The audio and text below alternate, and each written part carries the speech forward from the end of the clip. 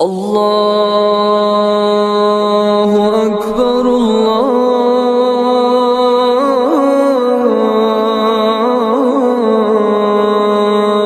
اکبر۔ روایت میں فرمایا وَيَنصَحُ لَهُ إِذَا غَابَ أَوْ شَهِدَ، وہ سامنے بیٹھا ہو تو تب بھی اس کی خیر خواہی چاہے، وہ سامنے نہیں ہے اس کی پشت پیچھے بھی اس کی خیر ہی چاہے۔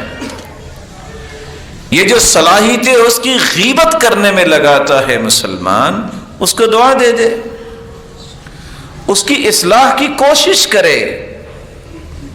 المؤمن للمؤمن کالبنیان یشد بعضہ بعضا، مومن مومن کے لیے اس طرح ہے جس طرح ایک دیوار ہے، دیوار کی ہر اینٹ دوسرے کے ساتھ مل کر دیوار کو مضبوط بناتی ہے، اور اگر اینٹ جو ہے وہ اکیلی ہو تو دیوار تو نہیں بنے گی، اور اگر ساتھ بھی ہو اور اس پہ پراپر تیاری نہ ہو، اس پہ پانی نہ ڈالا جائے اور ایک نرم مسالہ نہ ڈالا جائے، وہ مضبوطی نہیں ہوتی۔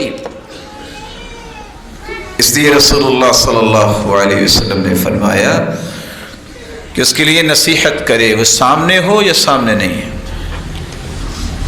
اور یہ ایک بہت بڑی نیکی ہے کہ آپ کے سامنے اگر کسی مسلمان کی غیبت کی جا رہی ہے، جس طرح آپ غیبت کرنا پسند نہیں کرتے، آپ غیبت سننا بھی پسند نہ کیا کریں۔ رسول اکرم صلی اللہ علیہ وسلم نے اس لیے تو فرمایا تھا من رد الغیبت عن نفسہ،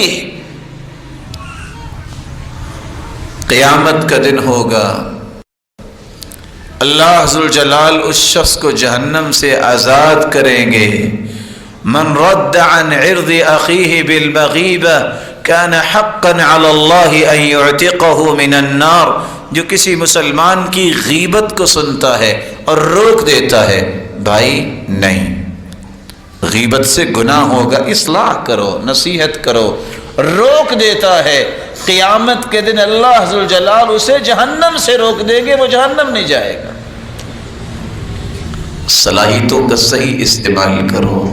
صحیح استعمال کیسے صلاحیتیں ہوتی ہیں؟ جتنی صلاحیتیں مسلمانوں کو گرانے پہ آپ لگاتے ہیں، اتنا اٹھانے پہ لگاؤ تو امت کتنی مضبوط ہوگی۔ تو مسلمان کے بنیادی حقوق میں سے پہلا حق یہ ہے کہ وہ ایک دوسرے کو نصیحت کرتے ہیں۔ دوسری بات رسول اللہ صلی اللہ علیہ وسلم نے فرمائی، اور یہی بات آگے صحابہ میں منتقل ہوئی۔ وہ کیسے عمر تھے؟ عمر رضی اللہ تعالیٰ عنہ کہا کرتے تھے دنیا کی اصلاح کے لیے اگر نصیحت نہ ہو تو اصلاح ممکن ہی نہیں ہے، اس لیے وہ ممبر پہ کھڑے ہو کے کہا کرتے تھے رحم اللہ امرأ رد الغیبت، رحم اللہ امرأ اہدى الی عیوبی، میں دعا کرتا ہوں اس شخص کے لیے اللہ ذوالجلال اس پہ رحمت کی برکھا برسائے جو میرے عیب اور میری کمی کوتاہی مجھے بطور تحفہ پیش کرتا ہے۔ لیکن آج یہ الگ بات ہے، ہم میں سے کسی کو اگر کہہ دیا جائے ناراض ہو جاتا ہے۔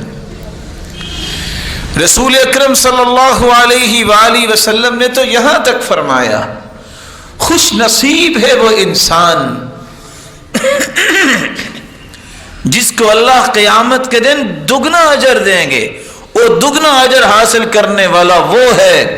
صحیح بخاری کی روایت ہے اذا نصح العبد لسیدہ واحسن عبادۃ ربہ، جو اپنے رب کی پیاری عبادت کرتا ہے اور اپنے جس کی متحدی میں کام کرتا ہے اس کے لیے نصیحت کا برتاؤ بھی کرتا ہے، تو ایسے انسان کو اللہ قیامت کے دن دگنا اجر عطا فرمائے۔